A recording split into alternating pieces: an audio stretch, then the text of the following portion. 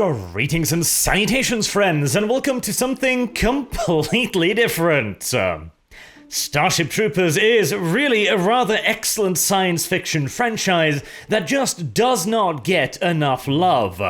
All the way back to the 1959 original novel, still a very good read today, and of course the 1997 cult classic movie introduced a whole generation to a beautifully interwoven blend of action and political commentary.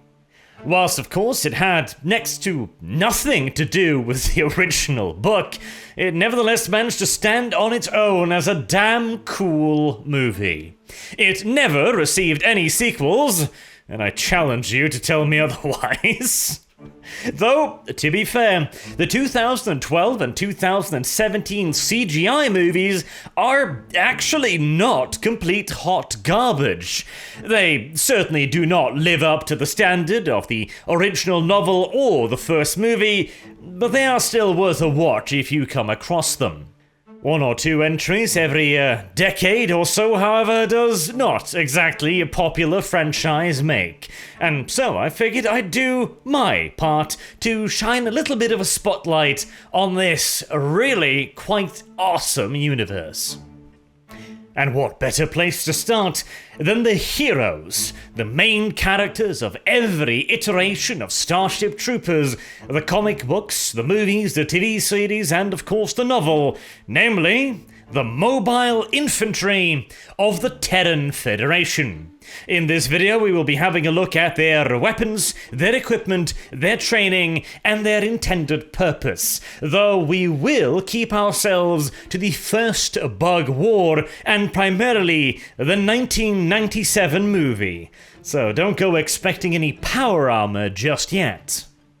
Presuming you guys like this video, we might get to that eventually. Oh, and also one further note before we move into the video itself. This will be divided into two general parts. For the first one, we are going to be talking about this in a in-universe fashion. We are going to look at the lore, the history, and take it more or less at face value. And the second part, we are going to get a little bit less serious because there are certainly some aspects of Starship Troopers that are a hint unbelievable, shall we say. I will make that into a separate video, however, so if you're not interested in that and you'd rather just hear the lore as it is presented in the movie, then that is fair enough. But now, finally, without any further ado, let's get into it, shall we? The Mobile Infantry, or often referred to simply as the MI, is a branch of the Terran Federation, more specifically the primary branch of the Federal Armed Forces, which also include the Fleet, the Military Intelligence, and the Federation Marine Corps. Their position within the military hierarchy can perhaps best be summed up with a quote by Johnny Rico. "The MI does the dying, the fleet just does the flying." Granted, a somewhat uncharitable interpretation, sure, spoken during a heated moment, doubly sure, but there is a core of truth to it as well. It is the Mobile Infantry that has to go boots down on any and all planets that the Terran Federation wishes to keep safe from the arachnid menace. It is they that must carry out all primary offensive and defensive operations against the bugs, and it is the Mobile Infantry that will have to bear the burden of the arachnid's inevitable response. There are no one who doubts that service within the Mobile Infantry is brutal, bloody, and, all too often, lethally short. Nevertheless, it is a 100% volunteer military. The Federation has no form of conscription whatsoever, but federal service is an option open to everyone that lives within Federation space and is willing to take the oath of service. And thereafter, the individual is given a test that determines which branch of the federal government they will be dispatched to, including, of course, the armed forces. This video will of course primarily concern itself with the mobile infantry, so we shall not delve too deeply into the minutiae of federal service, beyond saying that the primary incentive for engaging in it is to become a citizen of the Federation, which will give you the franchise, thereby the right to vote in federal elections. This is important to mention because in peacetime, federal service is meant primarily as a test. It is to ensure that those who sign up to become citizens really want to take on the duty and responsibility of the franchise, and they absolutely view it as that as well. Voting in the Federation is not a right, it is a privilege, and it is a privilege you will have to work damn hard to earn. But on the other hand, there is no one who is excluded from this. Regardless of your race, your creed, your gender, your disability, or any other factor, if you wish to sign up for federal service, they will find a job for you, and it will be dirty, dangerous, and miserable. So that after your 2 years of mandated service, or, quote, as much longer as may be required by the needs of the Federation, unquote, you will truly appreciate that vote. In times of war, however, things get a little bit more complicated. Whilst federal service is always intentionally harsh, war is an entirely different level of dangerous, isn't it? And even more so because you are not fighting this war to defend your privilege to vote. You don't have that privilege yet. You only receive that upon finishing your federal service. Instead, you are being asked to go to war, to fight, and to potentially lose your life for the ideals of the Federation, for the system, for the potential reward of citizenship. That is a big ask, and yet everyone who fights in the fleet, in the Marine Corps, in the mobile infantry, in military intelligence, has made that conscious and voluntary decision, and must furthermore continue to make that decision every day of their federal service, since at any point they can choose to surrender their right to enter federal service, renouncing any future possibility of ever becoming a citizen, but by doing so, they can also at any point simply just leave federal service. And I gotta say, I imagine that would be a tempting choice during a war.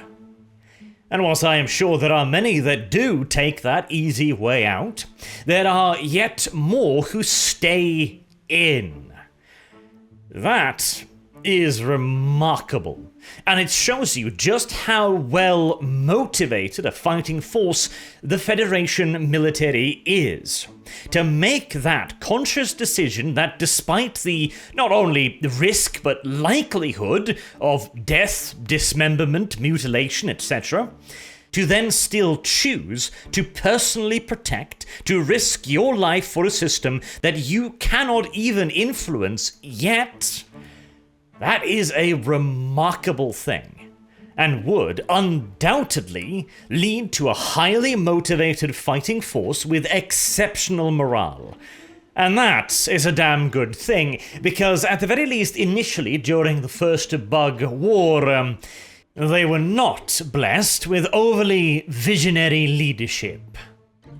After the Roughnecks' unprovoked attack upon Buenos Aires, the Terran Federation declared war against the Bugs, thus starting the First Bug War, a conflict that Sky Marshal Deans was eager to resolve as quickly as possible. Using his authority as Sky Marshal, the highest military position within the Terran Federation, he ordered an all-out offensive against Clendathu, the Roughnecks' home world. Sky Marshal Deans presumed the bugs to be nothing more than mere insects.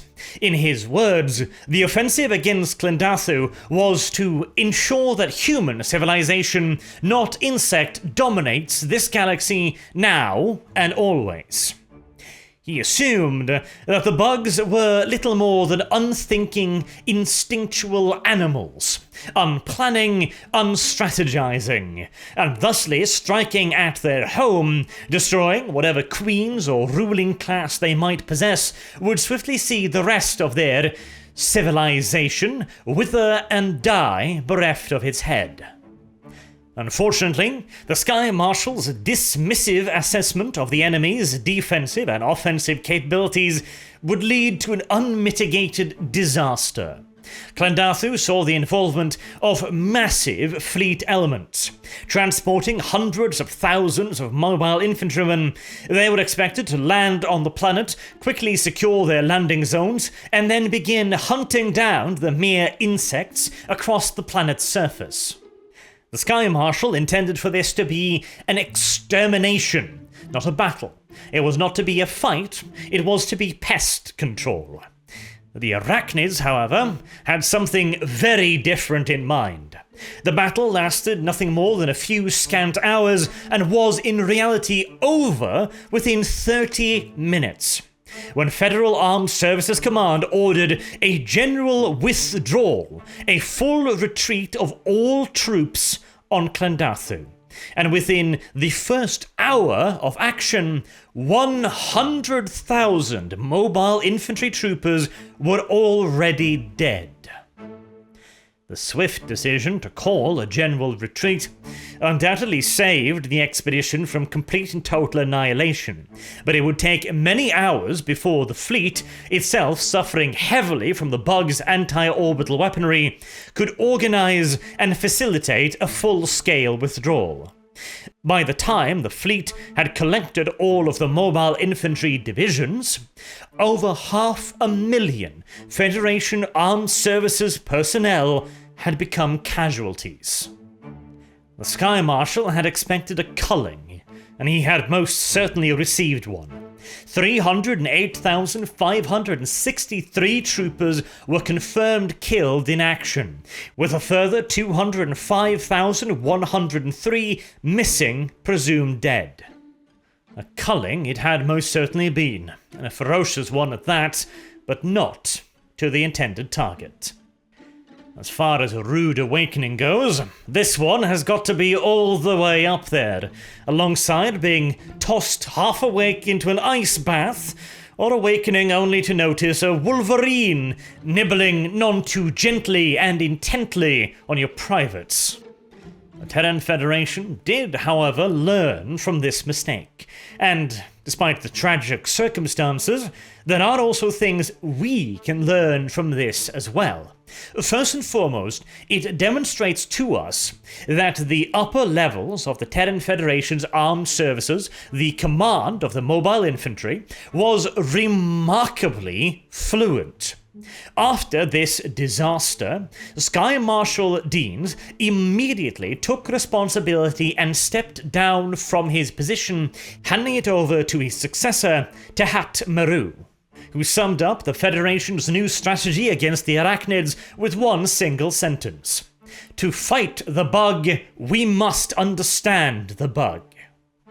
This is noteworthy for several reasons. First and foremost, you have here the most senior military officer within the entire organization, Sky Marshal Deans, a man undoubtedly with considerable military and political influence, apparently choosing of his own will to take responsibility for a tragic military defeat and step down from his position and hand the baton on to his successor.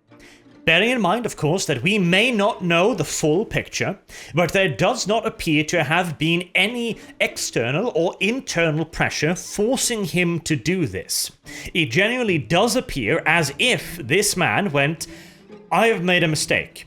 It has been a horrible mistake, and the only way I can atone for this, the only right and honorable thing to do, is for me to take responsibility and step down."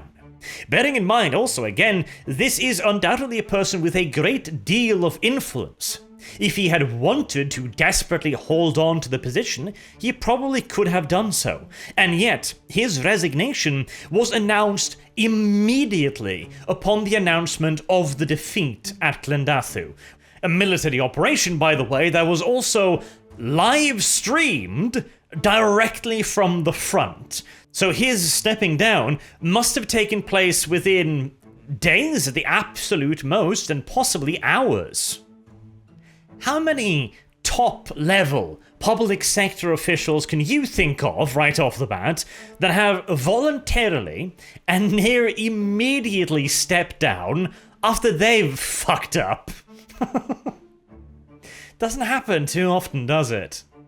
And perhaps even more remarkably is the fact that the new Sky Marshal then steps up, announces a radically different approach than her predecessor, and immediately, overnight, the armed services spin around and implement her vision, to the point of activating operations meant to confirm the existence of a bug-ruling class.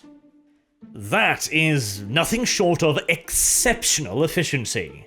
So whilst we can certainly say that at least some of the top leadership of the Mobile Infantry and the Terran Federation were lacking in vision and were not aware of the threat they were facing, the Terran Federation is nevertheless blessed with a highly efficient and motivated officer corps, who, even though they may not always make the right decisions, they will make them rapidly, and they will get behind them exceptionally swiftly.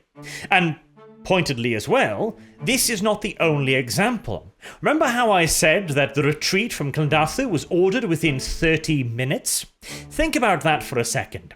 I have, on frequent occasions, pondered for far more than 30 minutes about what to have for dinner. And this was a massive military undertaking, with dozens of gargantuan spaceships deploying hundreds of thousands of soldiers over dozens of divisions across a planet's surface. And within 30 minutes, half an hour, the command staff of this titanic invasion, who must themselves number in the hundreds if not the thousands, managed to gather up all the information streaming up from the surface, gigabytes of information in terms of reports, in terms of data feeds, in terms of television cameras rolling actively, etc. Distill all of that down to a tactical situation and then make the conscious decision to abort the entire invasion. Bearing in mind, once again, this was an invasion meant to end the war. Hundreds of thousands of troopers, dozens of ships, millions of tons of supplies, everything that, again, hundreds of thousands of soldiers would need to eat, to sleep, to breathe, to fight. The ammunition alone must have taken up a few dozen ships' holds. This would be an unfathomably expensive operation, both in terms of pure finances and in terms of military prestige. This is the kind of things that make or break people's careers.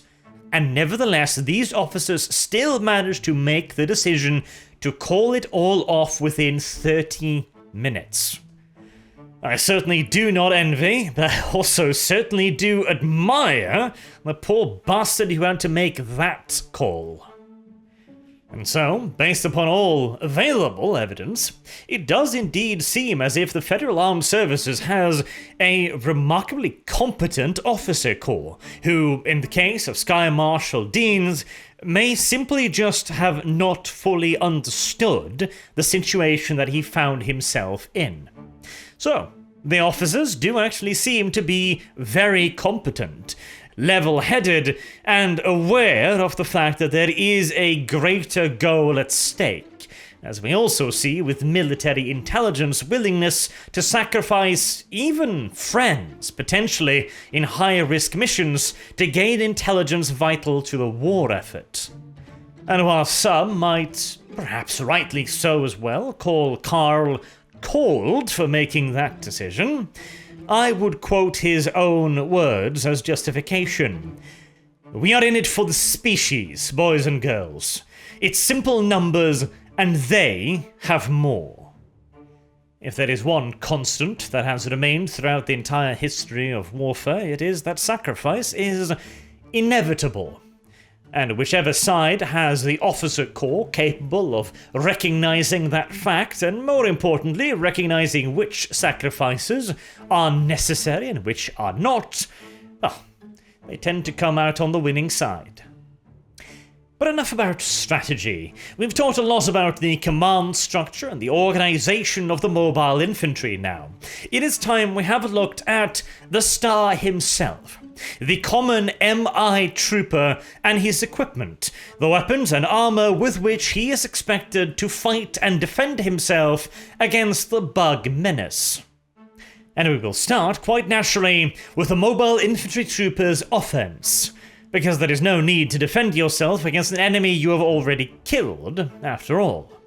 And so I introduce you to the standard issue small arms of the mobile infantry, the Morita assault rifle. This bullpup design boasts an amazing 160 rounds ammunition capacity, firing 7.62 by 51mm 308 caliber armor-piercing rounds at a velocity that lets them punch clean through 2 inches of titanium armor. And for close-up encounters, the rifle also has a fixed semi-automatic underslung 8-gauge shotgun with 16 rounds using high-density pellets. It seems quite obvious, just from the face of things, that this weapon was designed with a future war in mind against a non-human adversary, as the weapon makes a great deal of sacrifices and concessions in return for increased velocity, killing power, and ammunition capacity, with all of these things taken to a level that would be considered brutal overkill against a human opponent. The ammunition, for example, 160 rounds must make the Morita one hefty old lady to carry around the battlefield.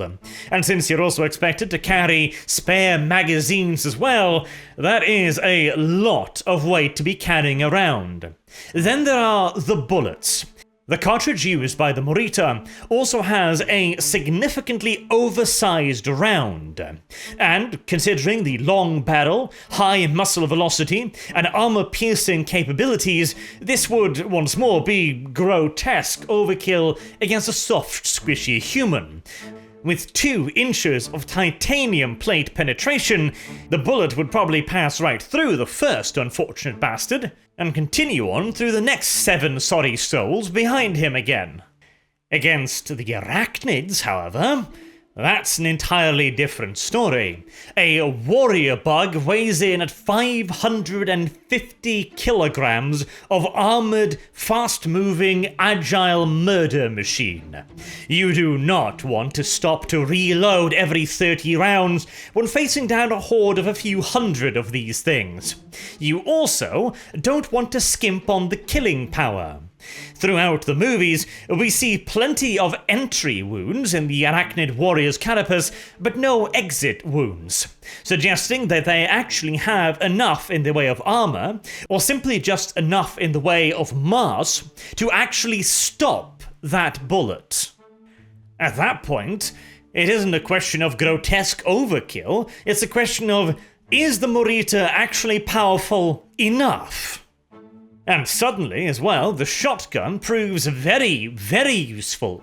A shotgun on a weapon that long and that heavy would not give the wielder much in the way of an advantage in urban warfare conditions against a human opponent utilizing something like an SMG or simply just a normal shotgun. But when fighting warriors, you don't need to bring this thing around corners rapidly. What you need is a powerful punch to chase off the armored monsters charging at you, or a powerful backup weapon when you simply just don't have the time to reload the weapon. And also, using as it does the super dense bullets, the shotgun, once properly aimed at the warrior's nerve center, is capable of taking them down in a single shot, whereas the regular Morita rounds require dozens if not hundreds of shots to put down a warrior. Unless, of course, again, you get a lucky series of concentrated shots in against the aforementioned nerve center. But aiming the Morita is probably not a simple job, nor are the mobile infantry necessarily trained or expected to aim the Morita. We can deduce this from a couple different things. First and foremost, there does not appear to be any obvious aiming devices on the Morita. No iron sights, no holographic sights, and the M3 tactical helmet does not have a heads-up display. There is a marksman version of the Morita with an optical scope, but it is a rarity, given only to specialists. Furthermore, during the training of the mobile infantry, we do not see any marksmanship courses, nor do the troopers appear to be drilled in aiming the weapon. Frequently, in fact, it is fired straight from the hip, rather than any attempt at aiming it down sight or from a shoulder position. This again suggests that the weapon was not designed with a human opponent in mind, because aiming can occasionally be useful when you're engaging other people, especially when they're in cover. If, on the other hand, you are engaging a 3 meters tall, 5 meter long arachnid warrior charging towards you in a horde of a few thousand, then aiming, frankly, is not that much of an issue. And so, with the enemy in mind, the Morita is a reasonably effective small arms that comes in a couple different variations, one of which, as already mentioned, is the marksman's variant with a high-powered optical scope attached to the top of it. There is also a carbine version used primarily by fleet personnel, which is shorter and does not possess the underslung shotgun of the full Morita. The rifle would remain the primary small arms of the mobile infantry, though it would receive some modifications and upgrades, first with the Mark II, and then with the Mark III. The mobile infantry also had a short dalliance with energy weaponry, in the form of the E-Pulse 44 rifle, but that was since discontinued. The Morita is, however, not the only weapon of the mobile infantry. It is their primary and, in practice, their only small arms, presumably for logistical purposes. It's a hell of a lot easier to carry one type of ammunition around the galaxy than 2 or 3 or more, but they do possess a heavy weapon in the form of the Mk-55 rocket launcher. This reusable launcher system is capable of firing both conventional high explosive rounds and the tactical oxygen nuke, the heaviest and most destructive piece of kit carried into battle by the mobile infantry. The tactical oxygen nuke is able to not only destroy the behemoth plasma bugs in a single hit, but can also collapse and clean out bug holes and warrens with one smart, self-guiding rocket. The weapon uses pure fission to release energy like a nuclear weapon, but devoid of the unfortunate nuclear fallout so often associated with such weaponry. This allows the mobile infantry to fire the weapon and then move into the area in which it was deployed immediately without any fear of radiation. The tactical oxygen nuke does, however, have one other, almost as severe, limitation: its own destructive potential. It explodes with such force as to launch debris at considerable velocity in a huge area around the detonation itself, requiring mobile infantry personnel to have easy access to cover or risk injuring themselves in the blast and its aftermath. It is perhaps due to this reason that the M55 is only handed out to specialized personnel, those who are able to determine when to use it and when, more importantly, not to use it. Returning to the regular mobile infantry trooper, he still has 2 further offensive weapons. One is a grenade. This is also a rather powerful little device capable of detonating a heavily armed tanker bug from the inside out, and would presumably make a fine weapon against arachnid hordes as well, since its explosive potential would be able to kill dozens, presumably, of warrior bugs without having quite the same endangering potential of the tactical oxygen nuke. Sadly, the grenade is not used very often in the movies. And finally, the mobile infantryman also carries a knife. A throwing knife, to be more precise. Now, one may ask the question, why on God's good green earth a mobile infantryman would carry a knife into battle against arachnid warriors, but it is presumably a holdover from an older age, one in which humans fought humans. As drill instructor Sim said, an enemy cannot push the nuclear button if you disable his hand. A point he demonstrated very thoroughly indeed by spearing one of his cadets' hands to the wall with a throwing knife. And additionally, of course, knives have many other uses beyond stabbing one's enemies. It is a vitally important piece of field kit. Then we move over to the uniform and the protection of the mobile infantryman. It is consisted of two primary pieces, the first of which is the M3 tactical helmet. This comes with a built-in radio system that can link up to the squad and the squad's radio operator. There is also a version of the M3 tactical helmet with a visor. This is occasionally seen on specialist personnel and also on those operating heavy emplaced weaponry, and may contain some form of a heads-up display.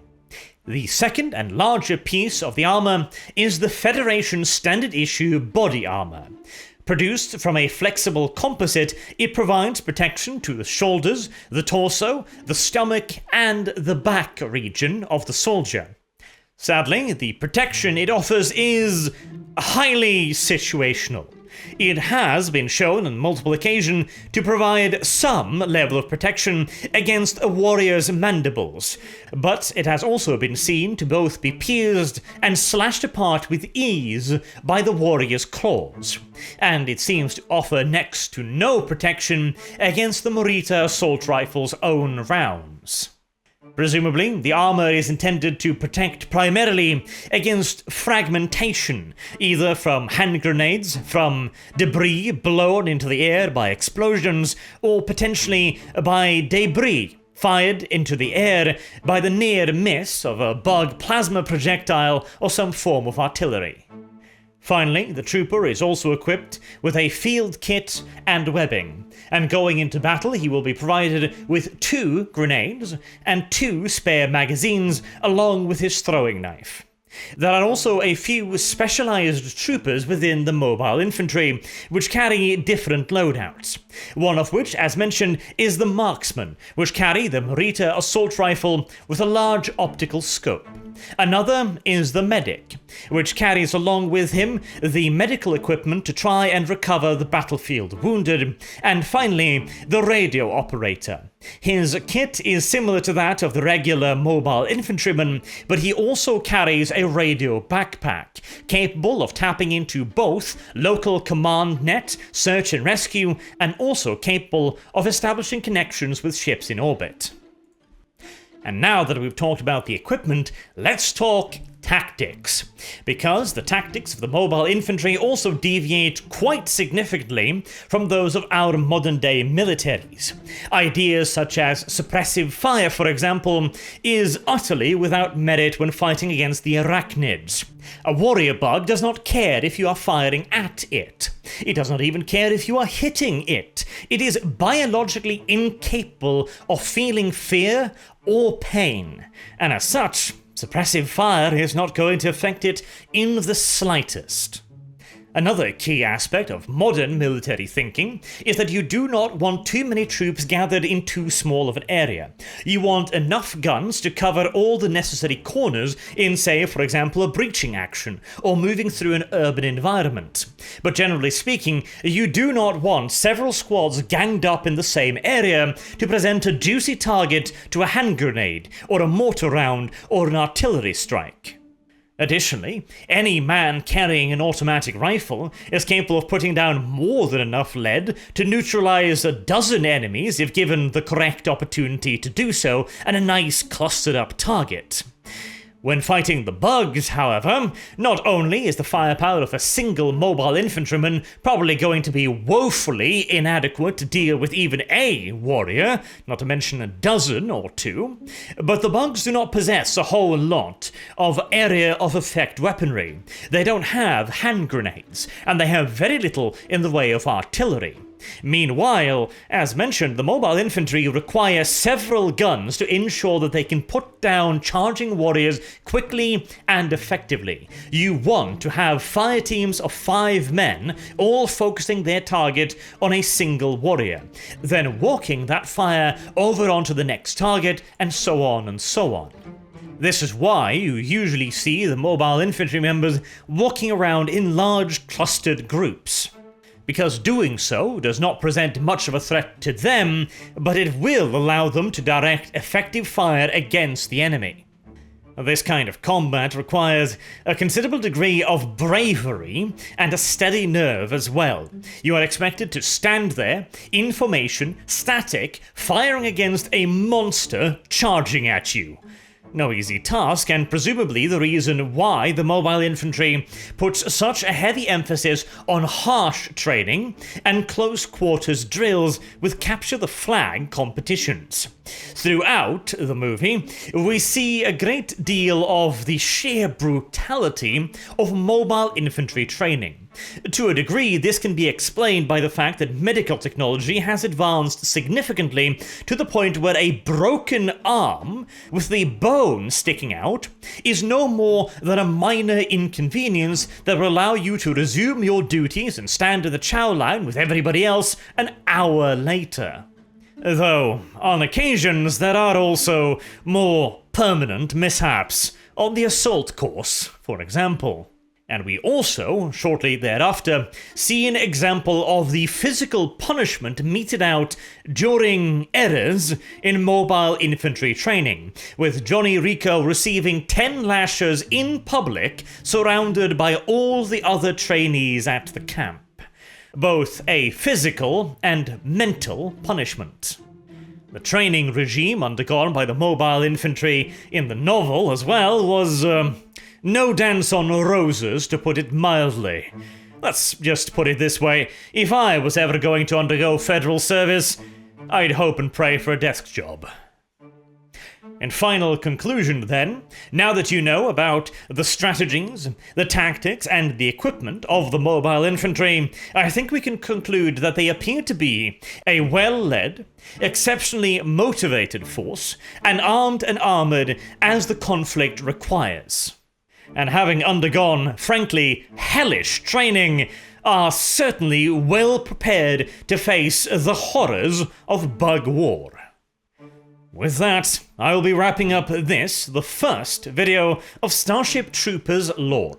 If you liked it, please do consider sharing it around, liking the video, and subscribing to my channel. Until next time, I have been Arch. Thank you all very much for watching, and I hope to see you all again soon. And if you want to have a look at the slightly less serious commentary, that will be in a separate video. Have a good day.